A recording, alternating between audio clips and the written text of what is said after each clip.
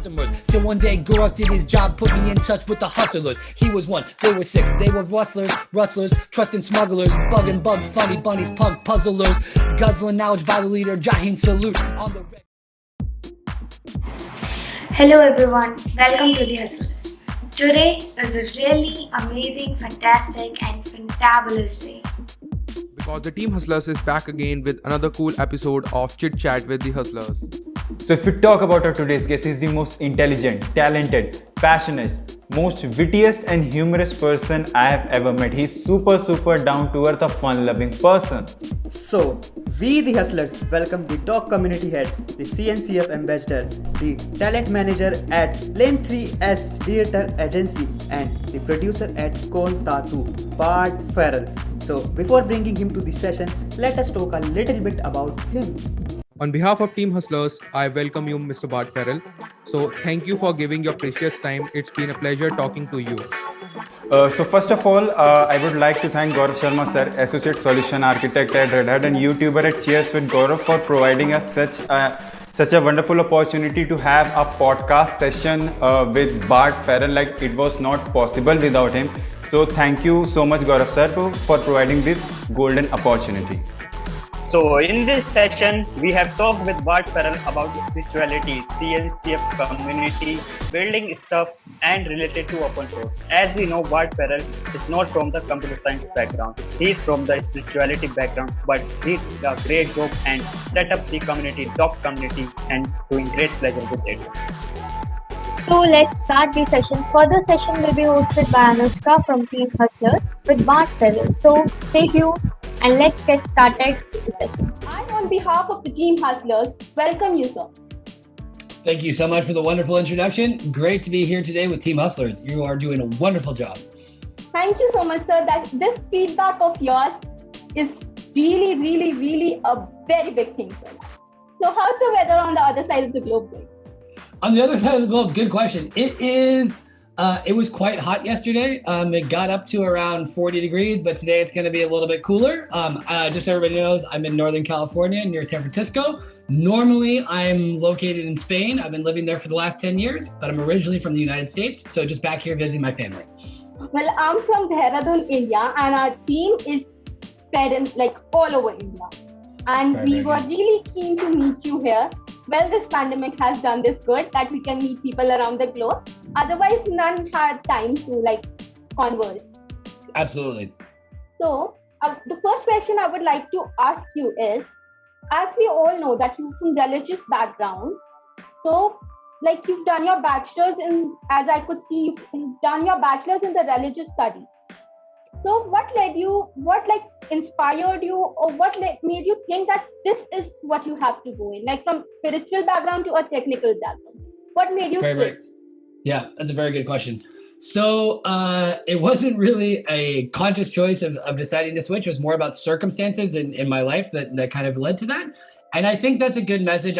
My personal story has been, we could say, quite unique, but all of our stories are unique at the end of the day. So I think what, in my particular case, when I was 18 years old, I didn't really know what I wanted to study. I studied different things. In the United States, our first 2 years of university, you study many different things to decide what you want to focus on. And so I was studying different things from law to literature to history and creative writing, a lot of different things. And I started taking religious studies classes at a public university, learning about religions in the Indian subcontinent and obviously in Western Europe, in lots of different parts of the world. And so I kept taking these classes and I really liked hearing about other cultures. And so you learn a lot about a country and a culture through their religion because it incorporates many different parts of their life. And so then I decided that's what I wanted to do. And then in 2009, I left the United States after graduating to go study Arabic. And I went to Egypt. I lived in Egypt for a year and I was studying Arabic there. Then I lived in the West Bank in Palestine for 3 months.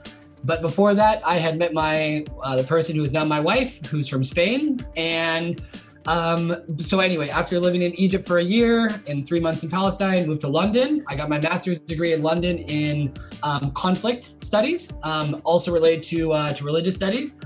And then it was about 6 years ago that I ended up getting involved in tech, not in a technical profile. I always say that I've worked in tech on the human side. So I started doing talent management, organizing events, meetups, human resources, recruitment, training plans, corporate social responsibility, all those different kinds of things. So like I said, my transition happened because of moving to different places. But what I would say is the importance of the very famous speech from Steve Jobs about connecting the dots, is that you study something in one place that ends up being very useful at a later time in your life. I always say this, there's no such thing as a waste of time. Out of any single experience, you can always get learnings, you can gain patience, you can meet people. So in my case, it's been probably the most important thing is being able to use all the different experiences I've got from all those different places, all those different people and cultures that I've been able to interact with. Well, that's really, really a great journey, a heavy one. Yes. Yes. So, well, this was about your journey, but I would like to ask you, as you are like spiritual person, as you belong from the religious background, who, according to you, who do you believe is the achiever of spirituality? Oh, wow. That's a really, really good question. Who is the achiever of spirituality? We could spend a lot of time talking about that. I think everyone has to do, I think it's something that everyone has to do in their own way. And we all come from different places. And so a lot of our, beliefs and the systems that we're given are sort of inherited, very frequently through our parents, through our countries, government, schools, etc. And everyone goes through that sort of process. A lot of people go through that process, maybe not questioning. I think it's important to, when I say questioning, I'm not saying necessarily to criticize, but just to ask, where do my beliefs come from? What are the things that make me the person who I am? What are my values? Where do I find those values being mirrored or realized or represented? And what's the best way for me to manifest those values during my life? Yes. So I think a lot of it really is, who's the achiever of spirituality is the one who tries to do it through very long and constant processes of reflection. Yes. In this context, I believe that whether God exists or not, that's not the point. There is something known as manifestation. And yes, if you believe in manifestation, God exists. Absolutely. Yeah. And I went to a wonderful talk one time that was given by Archbishop Desmond Tutu that was very important in ending apartheid in South Africa. And he was asked, what is one thing that Christianity can learn from the world? And he said, one thing that Christianity can learn from the world is that God is not a Christian. And I thought that was a really nice way of putting it, that there are many ways of arriving to the same destination. It's up to the person to decide how they want to do it, if they want to do it, and if so, how. Well, that's a very big thing. If a person sitting or standing in front of you understands that God exists, and God is neither Christian nor Hindu nor Muslim or whatever the communities exist. Yeah. Even in India, people are somehow divided into like communities by their like Hindus and Muslims and etc. But people nowadays are switching to the thing that God is one, and yes, God is one. There is nothing known as religion, nothing known as country. God is one. Yeah, I think it's a great point. And one of the things about studying religion is that yes, you find lots of different ways of the sort of expression or how these things are put into practice, and historical details and contextual details and geographical details that influence that. But at the end of the day, most of us agree, be nice, be generous, help people in need, don't cause damage. Those are generally sort of principles that we can't agree on. There can be a huge amount of debate about all those things, but having been in different countries and seen different religions, I think there's a lot of essential good in all of them, and that if used in the right way, can make people do good things and be motivated to do good things. Everything causes some or the other thing that is good, in a good way, yes. So, sir, this was really, really, really a knowledgeable guest. Yes, I personally got to learn a lot from you. With this, I would like to move on to the next question that I've had for you. So, as we all know that religion in some language means tie, a knot. So, what does religion in your personal or technical aspect binds you or connects you to? Oh, that's a great point. And very, very good use. The original word Latin, if coming from Latin, means to tie or to create a knot. And so this sort of idea, if we think about many different things in our lives to which we are tied to or connected to. So in that sense, your family is in some way, a religion because it comes with a certain belief system and practices and rituals, etc. Your group of friends. And to take this even further, in the technological world, we see huge debates about, even in, open source or not, or, using this technology, or using that technology, using this programming language or that programming language. At the end of the day, a lot of these things come down to preferences, come down to certain moments. You change the circumstances and it could go from one to being the other, but it's very, very interesting to see how those things connect. And then also as well too, with my current position, is the communities that are then created around that, which I don't want to say that it's, in a religious sense, but, religions do create communities. And once again, that people are tied to or connected to. And so if we think about it that way, there is somewhat of a similarity between both worlds. And so I think that's been something, a way in which that people are like, oh, you have a religious studies degree and you're working with, technological communities. What's a connection? Well, there are tons of connections. It's just a question of really looking and examining them. And you'll see that there are tons and tons of different ways where these things are intersecting and interacting with each other. Yes, exactly. Beliefs and everything is just upon a person, how he or she interprets it. Absolutely. Well, this was like, I got to learn from this answer that there are tons of connections. Yes, there are tons of connections in everything we learn from. Yes. So with this, I would like to move on to the next question. How did you get into a company on data, the data-centric applications? Yes. Okay, so good question. So when I started working in tech 6 years ago, the company that I was working for was a software development company working on e-commerce, basically what they call cart abandonment. So, a lot of times when the vast majority of people that start an e-commerce process, purchasing process on an e-commerce platform don't end up actually buying it. So the company that I was working for was basically studying why was that happening using data. And this is when, the big data boom was happening with technologies like Spark, Storm, Hadoop, Elastic.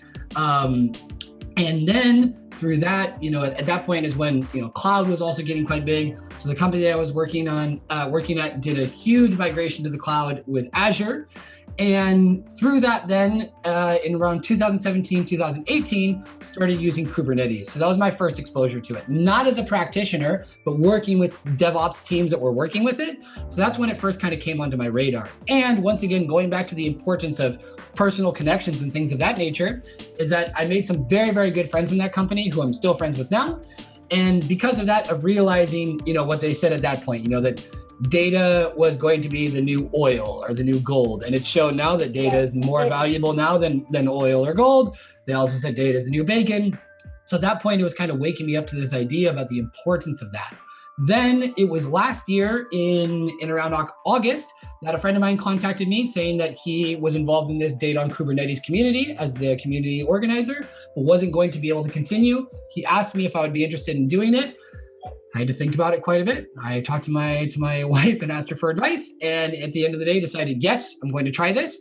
Obviously, the technical level is quite high. Having said that, I don't want people to think that our community is only for people with a very high technical level. We interact with total beginners, with students, with people from all over the world. And that to me is what's exciting about it. The technology is the excuse to bring all these people together and to create this community. And that's where I've kind of found my place. In this context, I believe when Java and C++ and all other languages are same in all the globe, language doesn't have to. Yep, precisely. So I would like to ask you, I wanted to know this very, very curiously. How did you cover your journey of becoming the ambassador of CNCF? Okay. So very good question. So the CNCF is a very, very large organization that manages lots and lots of open source projects. For a lot of people that are beginners and they enter in the CNCF space, the landscape, they see all the different they see all the different open source technologies, projects, and it can be a little bit overwhelming. Don't worry. It's overwhelming for everybody. Because of my work in the Data on Kubernetes community, we started talking to the CNCF, explaining we think that what we are doing is relevant. I have to say that Data on Kubernetes is still a relatively newish concept, we can say. So it's quite innovative. And what we're really looking for are end user experiences of people who can talk about doing that. That is also extremely relevant for the CNCF. They don't just want to hear from vendors, they want to hear from practitioners who are using these technologies and can tell the experiences that they've had, the difficulties they've had, and how they've overcome those challenges. So we started talking to the CNCF, and they liked the idea of what we were doing. So they said, your community can become integrated into the CNCF ecosystem. Through that then, I started interacting more with CNCF ambassadors, such as Divya Mohan, with quite a few other people as well, with Chris Short, with Matt Broberg, with a lot of different people, and realized, okay, this is a place that I really, really like. Despite the fact that I don't have a technical profile, they have been extremely welcoming. I must say it's an extremely welcoming place. The secret to the CNCF is the more that you give, the more you get, in the sense that don't worry about what's in it for me. Go in and help out, read documentation. There are no technical requirements or prerequisites. The only thing you have to do is be nice and have a positive attitude. And that was my case. I started going to contributor experience meetings, and from there realized, okay, this is a space that I really, really like. So I'm going to apply to be an ambassador. I applied once. You have to remember that there are a lot of people that are applying to be ambassadors.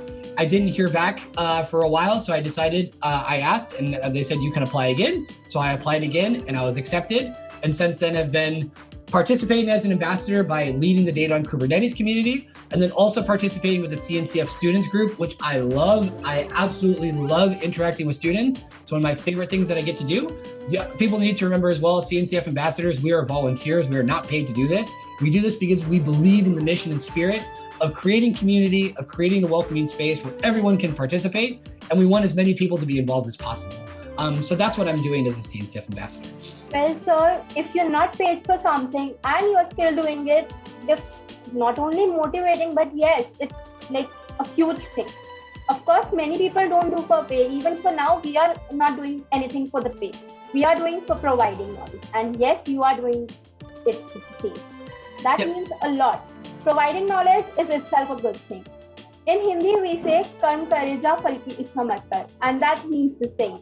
You give, you don't think what is coming back to you. If you very good. If you give good, automatically good will come back. Yep. And yeah, in the Christian tradition from St. Francis, he said, for it is in giving that we receive, meaning that when you give something is when you're really giving back, when you're getting back. So I think that's an important principle that everyone needs to keep in mind. Don't rush in and start saying, am I going to get paid? If you're only thinking about money, well, you're only going to get so far. Exactly. And so I think what your group is doing is exactly the spirit that people need to have. And that's what we're looking for both in the Data on Kubernetes community as well as in the CNCF more broadly. Yes. Well, giving knowledge has always from the old times been like a life changer. Yes. If you can't give knowledge, you can't do anything. If you can't have a feeling of giving, you can't just grow. Absolutely. And the other thing as well too is at first, whatever, I think there needs to be this sort of consciousness about the fact that everyone has something that they can give, that they can share, no matter how big or small it is. And once again, even if it's just having a positive attitude and being supportive, that's giving something too. I encounter this a lot with young people because they feel like, oh, I'm 19, 20 years old. I don't know anything. Whoa. By the time you're 19 or 20, you've had thousands of life experiences. Yes. You've met lots of people. You've had successes and failures. You've networked, you've connected, you learned lots of different things. So maybe you can't necessarily teach something technical to someone who has 20 years of experience, but you can teach something technical to someone who has less experience than you. It's just a question of reflecting about knowing your strengths and weaknesses. And based on that, what are the things that you can help out with? And what are the things that you might like help with? Well, it is true. It is absolutely true that if you can't do anything, you can't do anything. If you can't work hard, you can't get. That's simple. So, my next question to you is, what would you describe DoK community, the DoK community, as to our viewers, and how, according to you, this community has inspired people around the globe? Okay, so the Data on Kubernetes community was started last year in July when different practitioners from different companies realized there aren't enough conversations around this topic about working with data on Kubernetes. And what does that mean? It means writing stateful applications. It means we're talking about storage. It means we're talking about data resilience. We're talking about chaos engineering. We're talking about networking, all the different components that are inside of that, because up until now, the previous stream of thought had been to do everything statelessly on Kubernetes, meaning don't actually move your data on there. Don't actually be working with databases on Kubernetes. And so people were challenging that. In order to make that challenge stronger, let's create a community.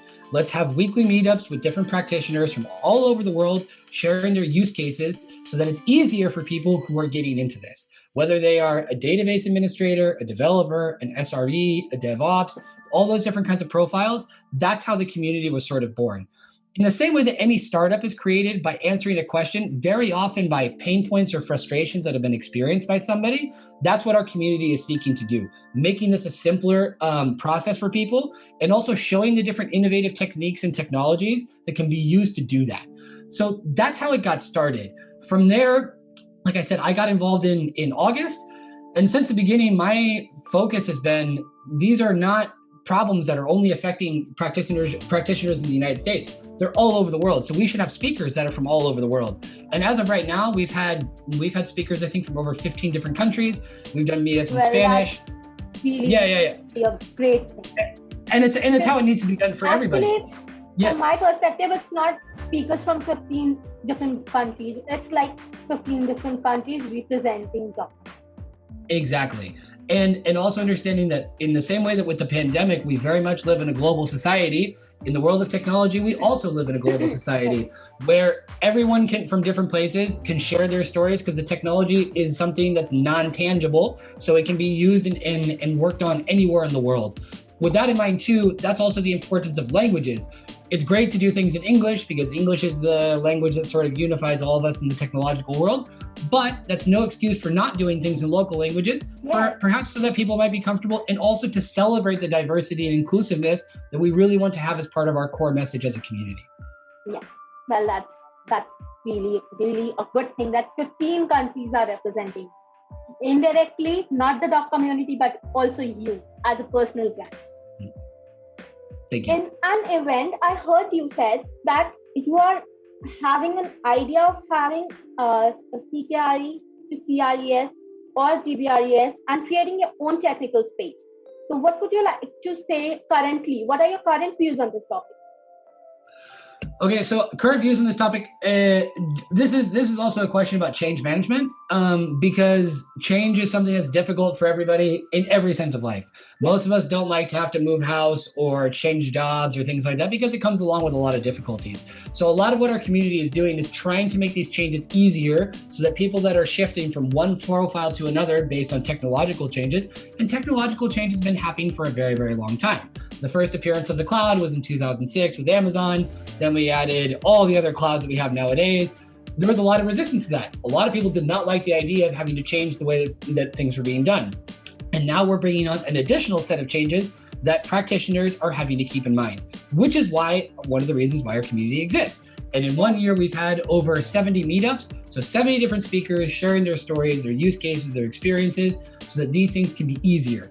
Because we're kind of predicting or guiding people towards that data future where these profiles and skill sets are going to be more and more important. So what we're doing as a community is trying to build those resources, share that knowledge, and get those practitioners in there, giving their opinions and telling people how they've done things so that these things don't have to be as frustrating or difficult in the future. Well, that's kind of making people interested in DoK community as well. Yeah. So, sir, like you said, you're from spiritual background, then you shifted to technical background, and you've stayed in not most, but you stayed in some parts of the globe. Did you not, as a student, face the issues that orthodox people coming and telling you, no, go for a 9-to-5 job, no, don't go for this thing, no, don't do this, just do this, you are not meant for this, you are not from a technical background, don't do this, and etc. Oh, that's a great question. And yes, that happened to me a lot. When I had to explain to people what I was studying, the automatic question is, well, what are you going to do with that? What kind of a job are you going to get? And it's true. A religious studies degree is not normally a fast track to work on Wall Street or for, a Forbes 500 top company. But once again, it's the skills that you acquire and then also how you apply them. I have to be honest though, my first job out of university, I was teaching, I was doing different things. I wasn't directly working with the things I had studied, but I was applying them in different ways. And a lot of times too is that it's very difficult to know at a certain time how something's going to impact you later. This conversation that we're having right now, it may impact me tomorrow, it may impact me in 5 years, it may impact me in 20 and 25. I don't know, all right? The main thing is that I'm having say that maybe someday we are working together, we never know. Absolutely, exactly. You just have to be open to those possibilities. And there's a great saying that I use very often from a song by John Lennon saying, life is what happens when you're busy making other plans. So with that in mind, yes, it is true that, some things maybe not be as traditional as others. Some people might question as well too. You're doing a YouTube channel. Why? Are you making money from that? The thing is, don't worry about that. I'm doing something that I enjoy, that I'm passionate about, that I'm being generous and I'm helping other people. That will pay back. Which what we very much say very often in the CNCF is to pay it forward. All right, paying it forward means I do good things without expecting anything in return, and naturally, in one way or another, it's going to come back because of the connections we're having, because of the people that you're meeting, the conversations that you're having. So don't worry about this traditional mindset that it has to be a 9-to-5 job. Also, it doesn't mean that there's anything wrong with getting a 9-to-5 job and then changing later on. That's okay too. It's just be open to different possibilities. If COVID has taught us anything, is that we need to be flexible, and that flexibility can be applied in many different parts of our lives. Some people in the times of COVID are not working and earning. Some are working from 9 to 7. Some are working even on Sundays, and some are not even working. Still they are living. So yes, we need to be flexible, and we need to learn to earn our livelihood as a backup itself. We need to keep a backup as well for these times. We never expected a COVID time to exist ever in the world. So even we are surviving this by the grace of God, we are alive. And I wish that happens, that we grow. We don't definitely. Our success don't cease in this time. Like many people have lost their jobs, etc., and they are really, really tense and getting into depression. Yeah, no, the thing is, there's no denying that it's been an extremely challenging time with a lot of obstacles. I think also what comes in here too, it's not exclusively for this part of it, but the importance of, the hard skills, the technical skills, and then also the soft skills in terms of resilience, negotiation, creativity, analytical skills, all the different things that are kind of coming there. Yeah. We need to stop believing in orthodox people, and we need to be true to ourselves. Then only we can grow in this world. Yeah. And that resistance is normal, and that resistance has happened with every single generation in human history, and it will continue to happen. And I notice myself as well too. The older I get, sometimes you see things and it kind of causes some friction because it's not doing things in the same way that you did it. That's natural and that's human. Just accepting that and understanding that that's how things have always been, it's okay, but it means that don't worry, these struggles have happened in the past and we're doing them again, and it's totally fine. That's it. Like you have dealt with all these people being orthodox, and like they have been telling you go for a 9-to-5 job. How did you, in this challenging phase, focus on your personal brand? So with that in mind, my thing has always been, something that I learned from my brother is the importance of always being proactive, to never just have one thing that you're doing, in the sense, because some people might think like, okay, it's just my job. It's just my 9-to-5. The thing is, I wouldn't say that nowadays it's not enough, but I would, not so much in a professional sense, but I would say more in a personal sense. You need to have some kind of a passion, some kind of a hobby, some kind of whatever. And that, combining those skills with your regular job or things like that, is what will really help you stand out as a person. I've been able to do lots of different things in my life, whether it's been studying different languages, whether it's been playing different sports, whether it's been playing different instruments. And none of those things are things that I'm getting paid to do now. Although I have to say is that I never imagined at the age of 35 that I would be rapping about technology. But I've always liked hip hop. It's something that I've always enjoyed my entire life. And now I've been able to find a way to work that in there. So I would say that that's been a big thing too, is that like, I know that our community, the Data on Kubernetes community, has its strengths and its weaknesses. But one of the things that I would say that we have is a very clear identity because of that branding that I've learned, first of all, as a person, and now can apply that to the community. Yes. As you've mentioned in between that you rap. And sir, I would not say that I'm new to hear this thing from you. Well, I have heard your raps and they are just amazing. Thank you very much. Mesmerizing. Yes. Wonderful. So sir, the next question I want to ask you is, what are the original technologies you plan to release from the DoK community? Okay. Our community, as of right now, unlike the CNCF, we don't have our own projects. That is something that we are working on. But basically, and the thing is, as a community, is to have our own projects, so we can say, here you can see the technologies that we're talking about, the Data on Kubernetes community applied to specific things. One of the things that we're actually thinking about doing is putting all of the wraps into a database and doing natural language processing to be able to see how well a natural language processor could be analyzing the audio files and writing down the lyrics. And then all of that would be stored on a database that would be put onto to Kubernetes. That's one thing that we've been talking about. But a lot of it, like I said, is just being able to sort of bring these technologies to life in a vendor neutral way, because we don't just want it to be, that this company shows you this or that this company shows you that. To be in a true open source manner, we want it to be sort of distant from a company. And so that it can be accessible to everyone and to not feel like you're just helping a certain one company or another make money. That's one of the things that makes us unique as a community. Other communities are frequently focused just around one company or one product, whereas our community, like I said, being vendor neutral is something that makes us unique.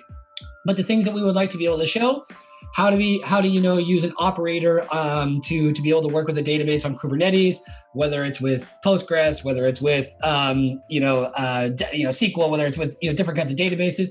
Those are things that we would like to be able to show people so that people can get their first experiences working with data on Kubernetes through us. Having said that, we are always committed to making materials and resources that are accessible to people for every skill level. So what we really want to do is to start with things that are available for total beginners. Without getting into too many details, we are doing student sessions right now with the CNCF students group, which have been some of the best sessions that we've done in terms of attendance and also interaction. And we have every intention of creating more tutorials and more resources so that beginners can have an easy time getting onboarded with all these technologies. Wow, that's like a boom for the students, yes. So viewers, I would like to request you, go check Sir's YouTube channel. You'll get to learn a lot. Definitely. YouTube channel. YouTube channel. We're on Twitter. We're on Slack. We're on LinkedIn. We have also been recently accepting applications for students who want to do internships. That application process actually closed now, but we will be announcing that soon. We got so many applications, and the applications were so good that we're having a very difficult time deciding who we're going to take. I personally would take absolutely everybody.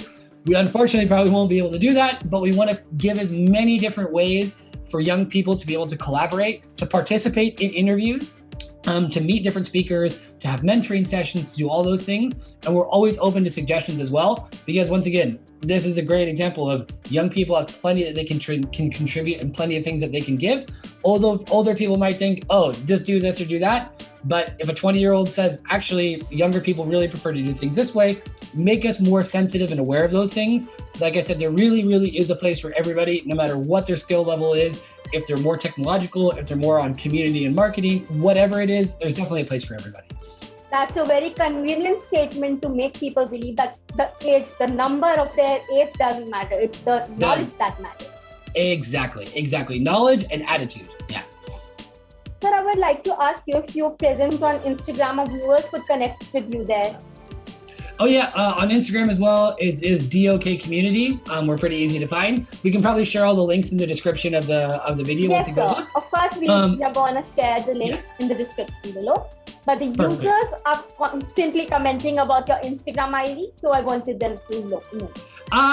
We can put that in there as well. It's a little bit difficult to spell. The word for the part of Spain where I live is, they actually have their own language, which is completely different from Spanish, completely different from French, completely different from every other Indo-European language. It's the oldest Indo-European language, actually. It's older than Latin.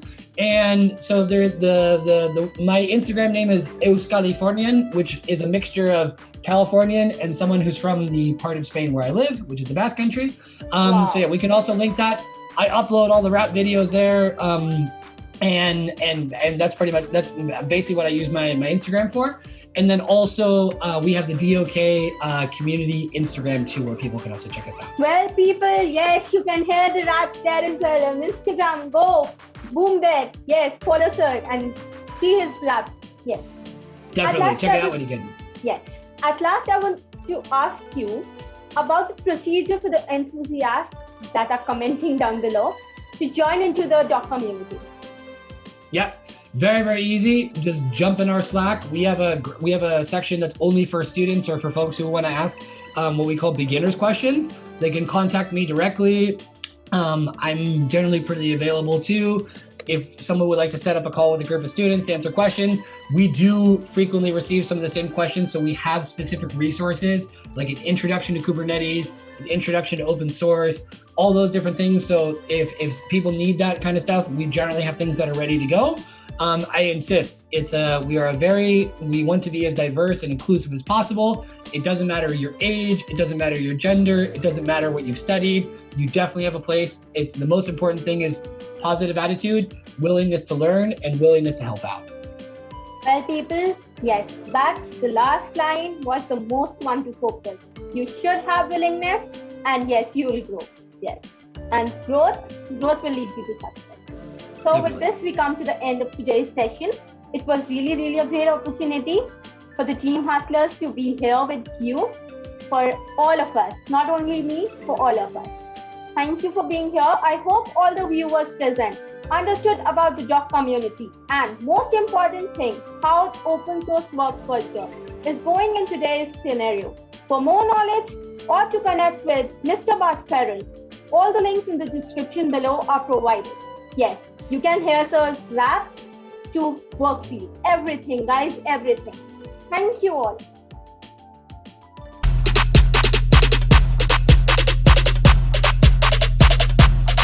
Lit. Roll up to the party, roll up to the party. Roll up